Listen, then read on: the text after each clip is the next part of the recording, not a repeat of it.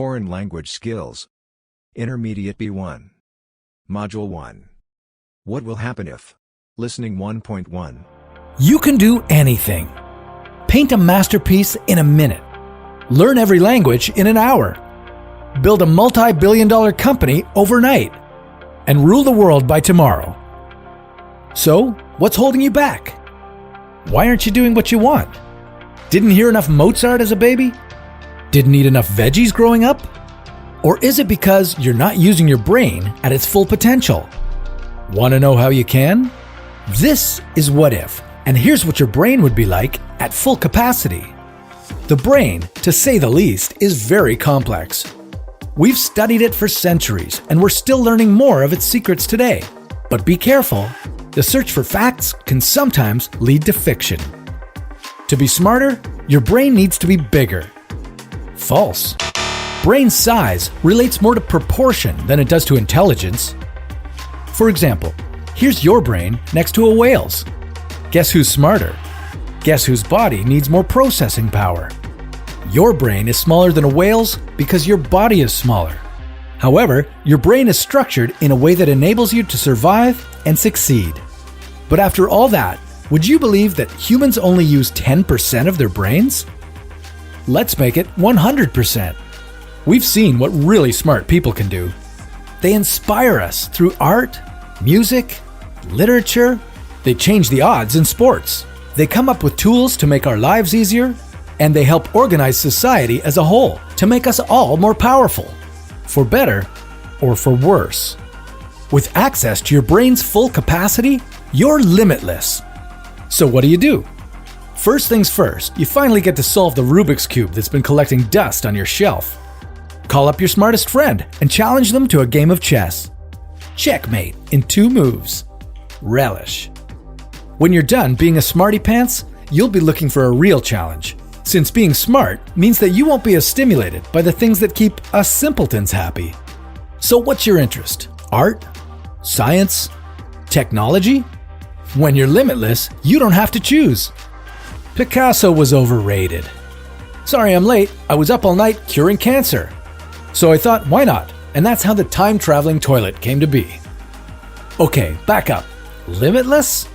What happens to your body when you're dedicating all your brain's energy to a creation, a cure, or a patent? Your lungs breathing, your heart beating, your food digesting, and your blood circulating, that's all your brain. Even if you could access 100% of your brain's capacity, you couldn't use it. You would be limited by your body's survival needs. Remember when we asked, would you believe that after all that, humans only use 10% of their brains? Did you believe it? The 10% thing is a myth, and it probably comes from a simple confusion. Your brain is 10% neurons and 90% glial cells. There are different types of neurons that take care of different functions, but in general, your neurons enable you to process and transmit information, while your glial cells surround your neurons, providing them with support and insulation. And you know what? All human brains share the same design. Your brain has just as many neurons as Albert Einstein's did. So how can you be smarter? Treat your brain like a muscle. Stimulate it. Try new things. Take on challenges. And get enough rest. Maintain healthy habits. That's the smart thing to do. And of course, it's a no-brainer. Listening 1.2. Imagine a world where you never need to smell the fumes of a passing car, bus, or truck, and where traffic noise is massively reduced.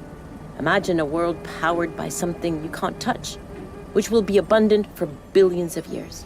Imagine a world where every single home has electricity, no matter how far it is from the grid. That's the future beyond fossil fuels. Imagine governments no longer needing to subsidize fossil fuel production or spend fortunes protecting their underground fuel sources, pipes, and transmission lines. Trillions of taxpayer dollars are freed up. Smog and greenhouse gases plummet. Public health improves. This healthy future is closer than you think. Our energy system is undergoing an unstoppable transformation. The coal-fired power industry that took a century to build is being rapidly replaced by sun and wind power. forces of nature which cannot be dug out of the ground or sold on commodity markets. In this totally fossil fuel-free world, electricity belongs to everyone, is homegrown in the true sense, bringing power to the 1.3 billion people who are currently inexcusably without it. The Paris Climate Agreement bound nations of the world to work peacefully for a fossil fuel-free economy. But we need to move fast. We must harness the power of the sun and work at the speed of light. Our collective mission is to bend the curve of emissions now, so that renewable energy outcompetes fossil fuels as the best new source of energy in all markets around the world by 2020. So let's thank fossil fuels for all they have done. Their contribution to humanity has been nothing short of extraordinary. However, now that we understand the dangers and the side effects and have exciting, everlasting alternatives, it is time to retire them pronto. The journey to our fossil fuel-free future is the most exciting, the most innovative, the most necessary, the most inclusive and far-reaching global transformation we have ever seen. This is the answer to so many challenges in the world, the energy newtopia. The only question now is, how quickly can we get there? Listening 1.3. If I were a giant. If I were a giant, I wouldn't be able to fit in my house. I'd have to live in a building that had a high ceiling, but I'd probably have a hard time getting through the door. I'd have to make my own clothes, but where would I get a giant needle and thread to sew with? I couldn't ride in a car or a plane. I suppose I would just have to take giant steps to get from place to place. I would have to be very careful not to step on anybody or anything. When I talked, people would cover their ears. My voice would sound very loud to them. I wouldn't find shoes to cover my feet. I wouldn't find a knife and fork to eat my dinner with. I might have to use a rake as a fork. My dinner would be huge. What would I cook my dinner in? I certainly wouldn't find an oven big enough to put my dinner in. If I sneezed, it would be like a hurricane. If I fell down, it would be like an earthquake. I wouldn't have any friends because everyone would be too tiny for me to talk to. I think that being a giant would be very lonely. I couldn't have just one apple. I would have to have a lot of apples to fill me up. I would have to drink gallons and gallons of water to quench my thirst. I could never relax under a tree. I would be taller than all the trees. I don't think that being a giant would be fun. I won't ever make a wish to be a giant. I would rather be my height. I'm very happy the way I am. Listening 1.4. Life would be like if you were 2 inches tall. You would have to be careful that nobody stepped on you. You would have to watch out for cats, dogs, and birds. It would be very dangerous, but just think of the things that you could do. You could live in a dollhouse or even a shoebox. You could use a bottle cap for a plate. You would have to wear doll's clothes. A stamp would make a lovely picture to hang on your wall. You could hide in a mouse hole or a drawer. You wouldn't need much food. You could probably live comfortably on the crumbs that people would leave on the table. A thimble would make a good cup. If you went outside, the grass would seem like a jungle. An insect would be huge and frightening. A puddle would seem to be an ocean. You could cross the puddle in a paper cup and use a spoon for an oar. A matchbox would make a good bed with a handkerchief as a bedspread. You'd brush your hair with a toothbrush, but you'd never find anything small enough to brush your teeth with. You could take a ride on the back of a mouse. You wouldn't find any books that were small enough to read, but you might read the back of a pill bottle. You could ride in a toy car and have a soup bowl for a swimming pool. A leaf could be your umbrella, and a mitten would make a great sleeping bag. If you used your imagination, you could think up something to use for almost all your purposes. Being small might be fun, but then again it would be frightening. I'd be afraid of my pet cat. I wouldn't want a book to fall on me. I would be afraid of being swept away by a big gust of wind. I think I'd rather be my size. Listening 1.5.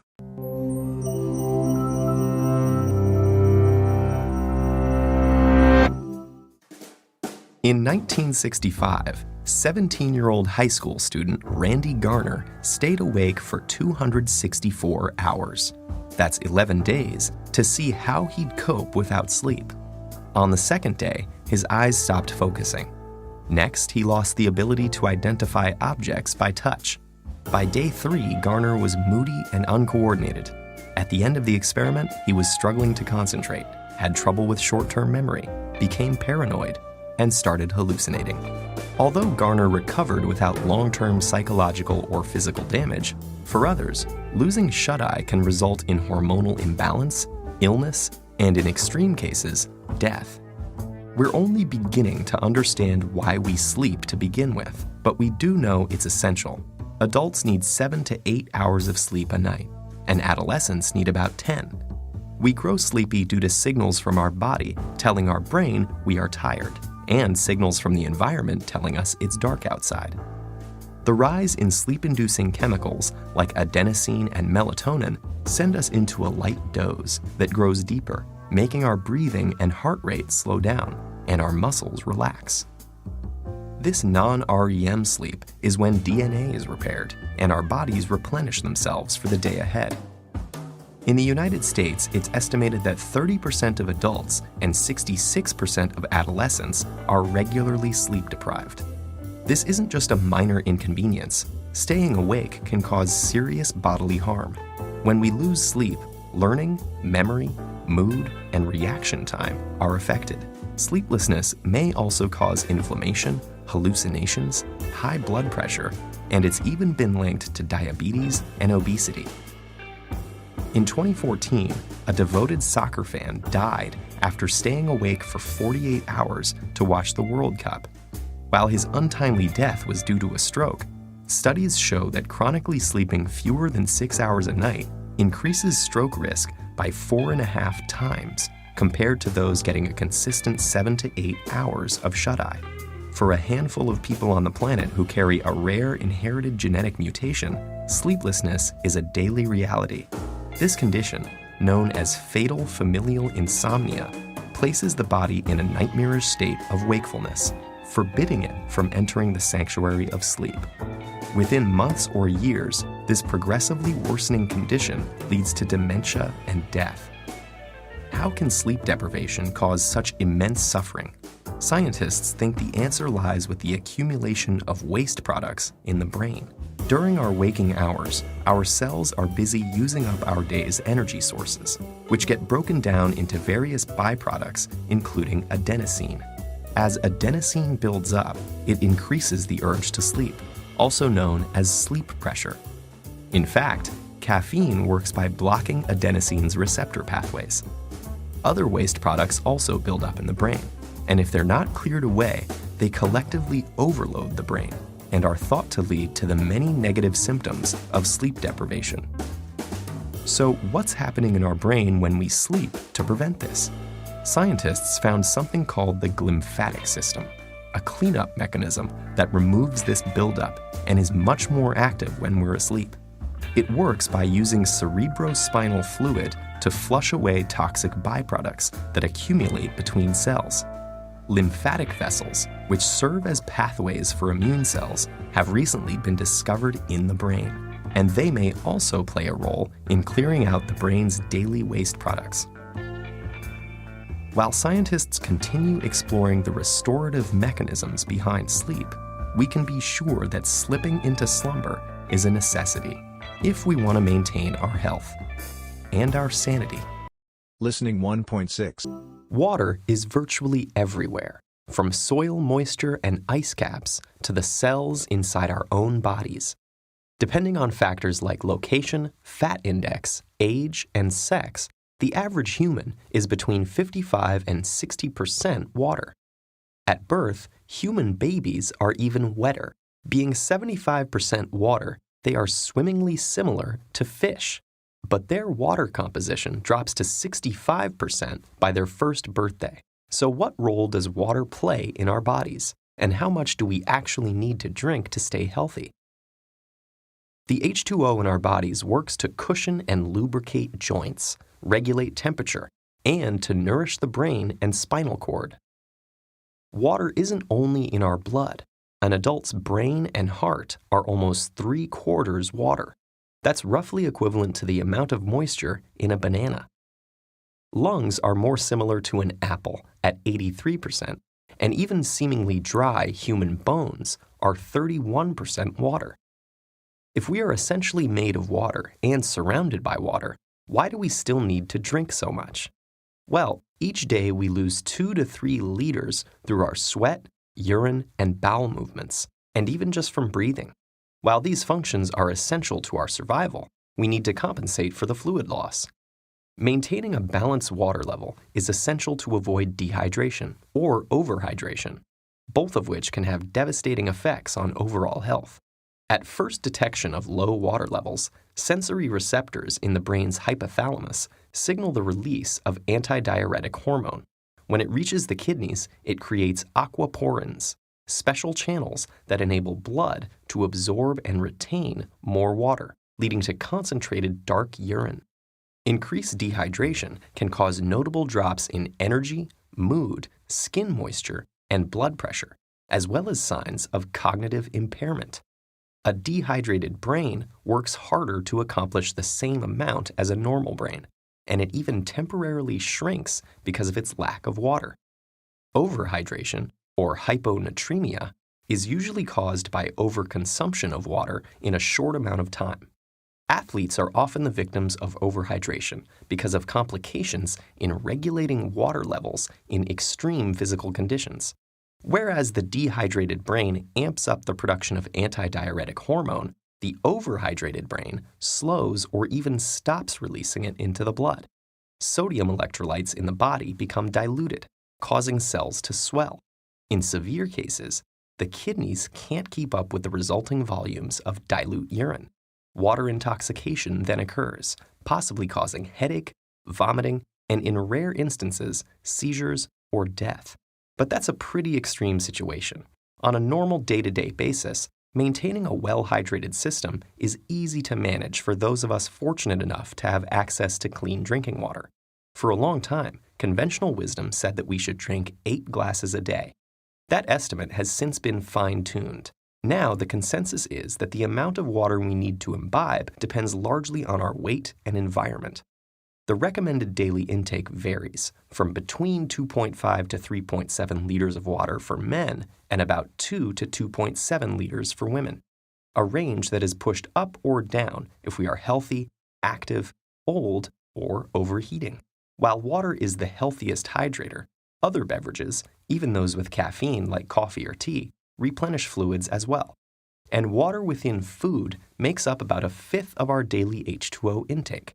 Fruits and vegetables like strawberries, cucumbers, and even broccoli are over 90% water and can supplement liquid intake while providing valuable nutrients and fiber. Drinking well might also have various long-term benefits. Studies have shown that optimal hydration can lower the chance of stroke, help manage diabetes, and potentially reduce the risk of certain types of cancer. No matter what, getting the right amount of liquid makes a world of difference in how you'll feel, think, and function day to day. Listening 1.7. Imagine the possibilities that would come with living forever. You could spend more time with loved ones, master a variety of careers, and travel the entire world. If everyone on Earth were immortal, we'd all have a chance to recover from our mistakes, and our society could save a ton of money on healthcare. How close are we to achieving it? And how would longer lifespans change the nature of our relationships? Would we ever get bored of living? This is What If, and here's what would happen if humans were immortal. First things first, achieving immortality the way it's portrayed in the movies, where you can jump off a building and live to tell the tale, is highly unlikely. However, immortality where people don't die of old age could be right around the corner. Would our planet be able to handle a population of people with ever-expanding lifespans? In Silicon Valley, there's a movement of billionaires and biotech companies that are developing drugs to eliminate aging and extend healthy lifespans indefinitely. In their opinion, playing around with genetics and reducing caloric intakes have already proven to extend the lifespans of flies, worms, and mice, so why couldn't it work for humans? Regardless of whether these efforts are successful, the real question is, are we ready for longer lifespans? There are almost 8 billion of us on this planet, and if we all start living for centuries on end, life is going to look a lot different. Just think of the social implications that would come along with that. For starters, the idea of being married to someone your whole life might become a thing of the past. With a lifelong union potentially comprising upwards of 1,000 years together, we might start looking at marriages as a bunch of long-term commitments we make throughout our lives. Living longer would also mean we'd all be working a lot more. No pension plan in the world would be able to support you if you stopped working at 65 and then lived to 500. Longer careers would be a blessing and a curse. On the positive side, with so many skilled workers staying in the workforce, our economy would be more productive than ever. But on the other hand, if people stayed in their positions for hundreds of years, then there'd be no room for young people to find jobs and move up. This sort of stagnation would become a problem in other areas, like social progression. If the same old thinking leaders from the 18th century never died or retired from power, who's to say we'd ever be able to progress past problems like racial segregation?